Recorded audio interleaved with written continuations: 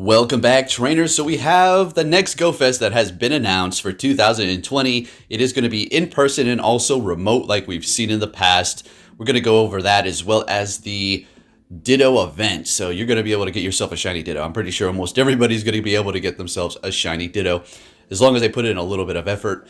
And we're going to look at that towards the end because it's just one day on April 1st. So it is going to be in Seattle for GoFest as well as several other places. But if you do live in the United States, North America, this is going to be the closest one here.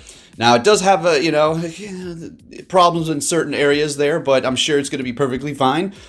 I'm sure they picked this city because, it does get expensive to rent out places, venue spots in these bigger cities, Chicago being one of the cheaper ones. That's why I see a lot of movies made there. Anyways, GoFest is going to be going down Saturday, June 4th, 2022, of course, and Sunday, June 5th.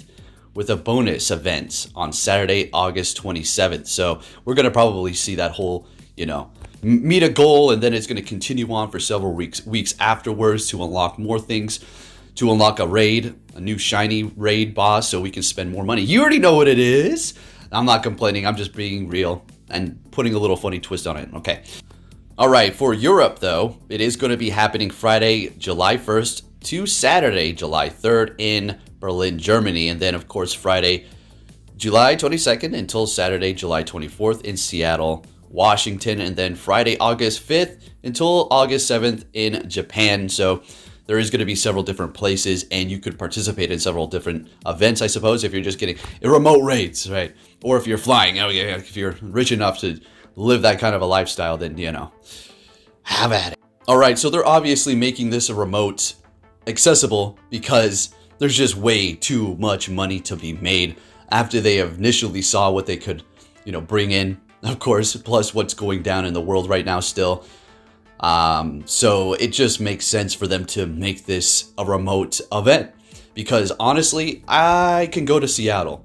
Alaska is really not that far away. A ticket to Seattle from Alaska is not that expensive, although, a flight is a flight at the end of the day. And if you're not loaded, then money is money, and it's not going to be necessarily cheap, but it is doable. Am I going to go to Seattle? Absolutely not.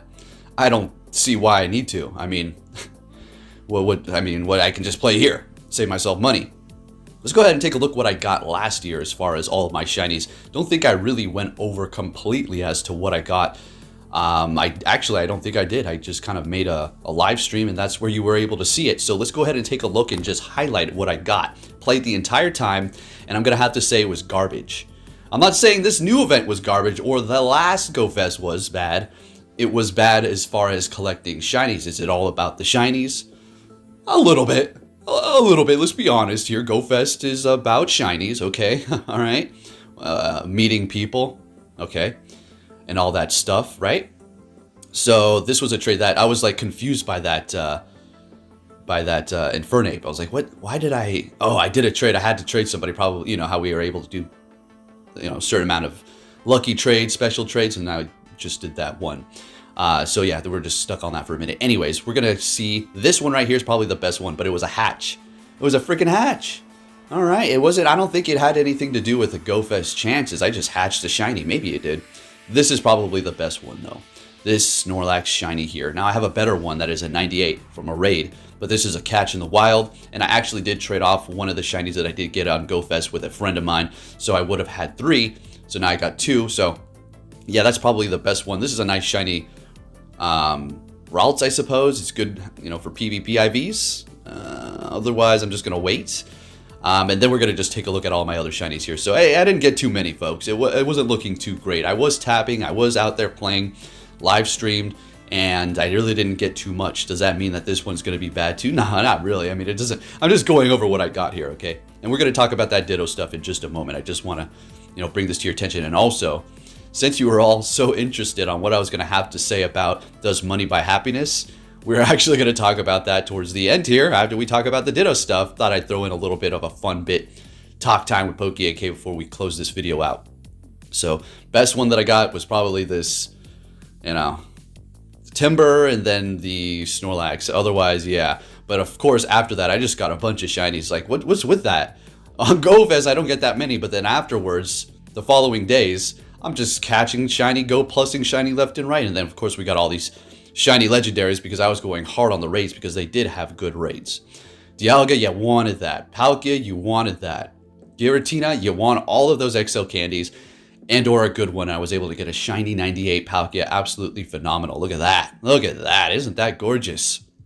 I have 100 that I've already invested in, so there's really no point unless I want to make that one for like Master League Classic or something.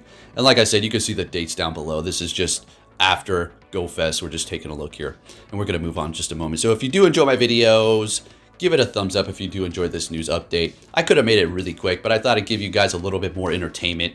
Maybe you're sitting down to eat, maybe you got some time to burn. It's really annoying when I get to a video and it's like a couple of minutes long. And I need a little bit more entertainment. So what do I want to see on GoFest? Volcarona.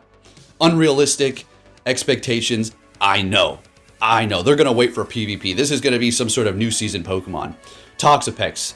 Also probably a very unrealistic expectation for them to release, because it's probably just going to be more shinies, and this is probably going to get implemented down the line for a new season, because these are going to be, well, Volcarona could be for raiding, but Toxapex, not so much. April Fool's event's going to be on April 1st. All right, this is very short and sweet, folks. You're going to be seeing Ekans, Ghastly, Natu, Surskit, Finneon, and Lillipup that are going to be potentially disguised as Dittos. I was going to say Giggos.